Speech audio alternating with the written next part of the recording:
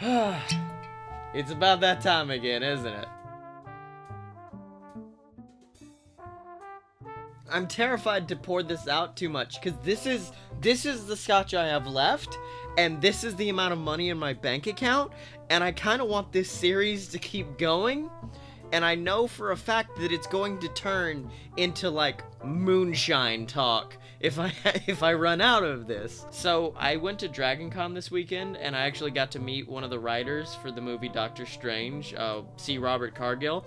And instead of being like, hey man, I'm an author too, I write stuff, like, hey cool, like, instead of taking it as a networking opportunity, I instead walked up to him and said, hey man, if I see you at a bar later, I'll buy you a glass of scotch. And he said, hell yeah, man, and then shook my hand. And that's all I saw of Cargill for the rest of the weekend. So, Cargill, this glass is for you.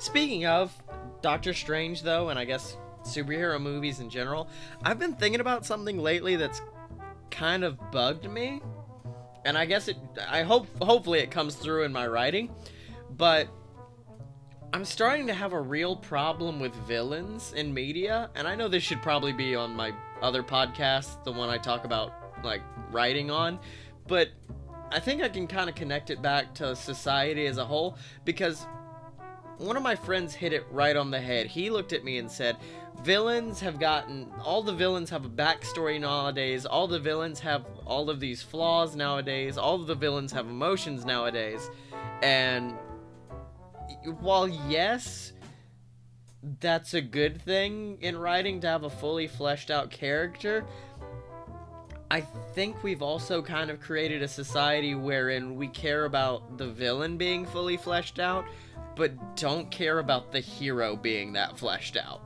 Like, the Joker's backstory would be emotional for any of us to hear. It would be like, oh my gosh, he's been through so much, and yet we'd be like, yeah, Batman, we get it, your parents are dead, like, whatever, it doesn't matter. So, I think there's a real imbalance between how we care about villains and how we care about our heroes, and that's what got me thinking about pro wrestling, because, I mean, I guess you guys are aware, I kind of like professional wrestling, between WWE 2K17, the whole Fight Boys podcast and everything. I do like pro wrestling, and I realized something, and it's that the most inspiring characters in professional wrestling, at least in my opinion, the ones that actually make me want to go out and do something, are the heels.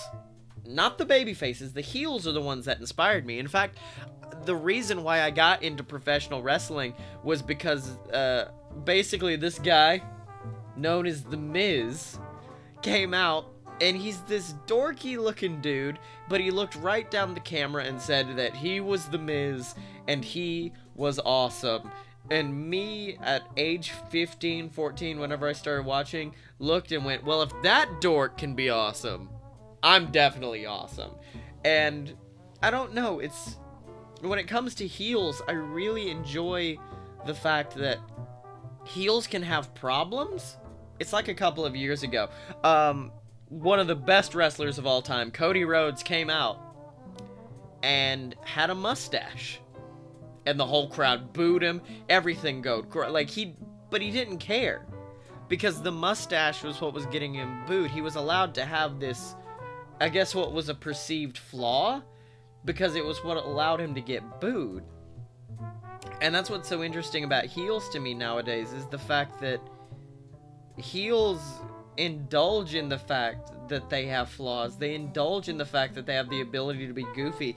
Like, when you have a guy like John Cena, who I know I've talked about enough on this channel, but John Cena has to kind of keep up a character. He has to show that he's strong, he has to show that he's resilient, he has to show that he's able to fight off whatever comes his way. Whereas there are other wrestlers, the heels, who are able to show their flaws, and it's been the most powerful thing for them. In many cases, for instance, The New Day, one of the most ridiculous tag teams of all time, and honestly one of the most popular of all time, the longest reigning tag team champions in history.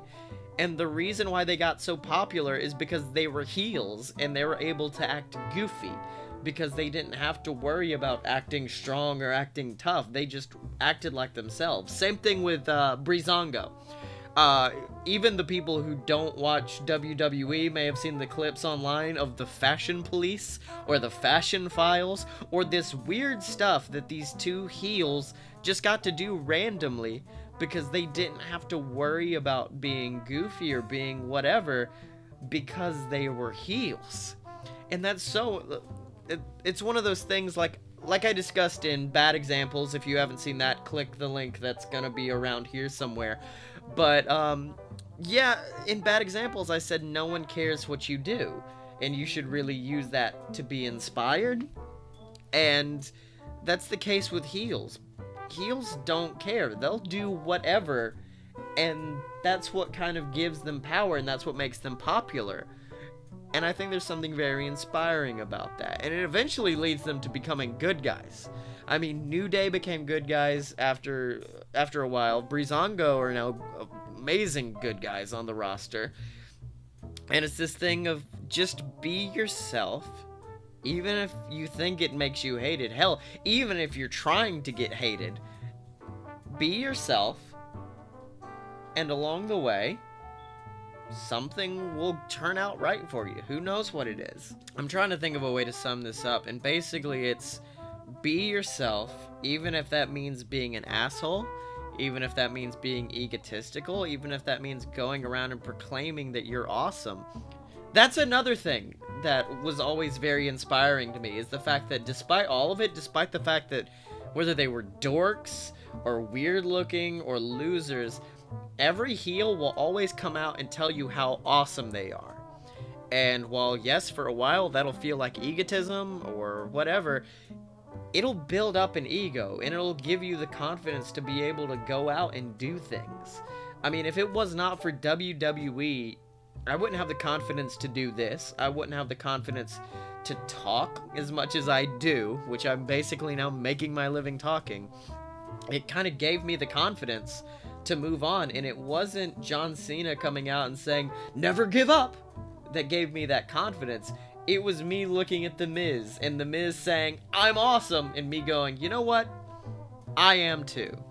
So, if it means just saying I'm awesome every day, if it means going out and being ridiculous like the New Day, or if it means just trying everything like Breezango did until you get noticed, just keep going, and one day you'll be where you want to be. If nothing else, this show is at least proving how many robes I own. Like, I feel like a king. I'm royal. Look at me. Look at me.